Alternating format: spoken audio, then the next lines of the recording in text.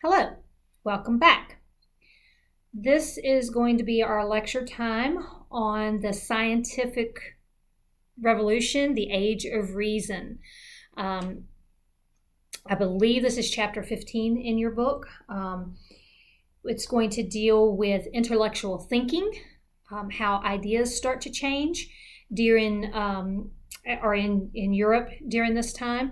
It's also going to deal with some of the major developments in science during this time. Previously, Europeans relied on the teachings of the Roman Church and ancient philosophers for their scientific understanding.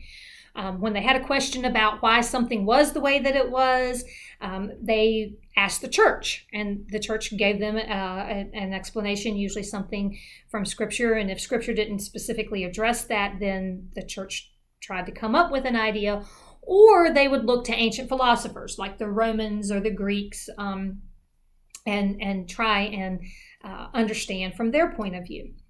The Reformation revealed discrepancies between Scripture and what the Roman Church had taught.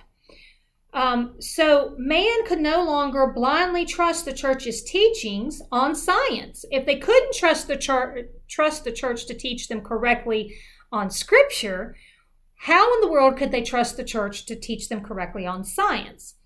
So men set out to discover and experiment on their own. One of the first things that happens is the scientific method is developed. Now, the scientific method is a pattern of thinking used to get answers about the physical world.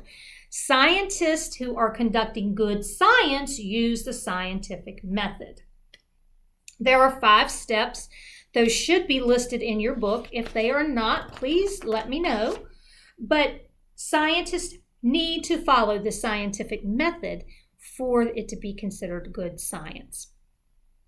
And one of the first things is you don't start out with a presupposed conclusion.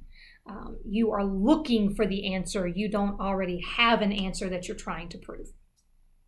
Since scientists are limited to their observations and they may draw wrong conclusions, and because scientific knowledge is constantly expanding, scientific facts of the day could be proven incorrect. And that often happened during the Age of Reason. That wasn't considered a bad thing. And it didn't mean that other scientists were bad scientists.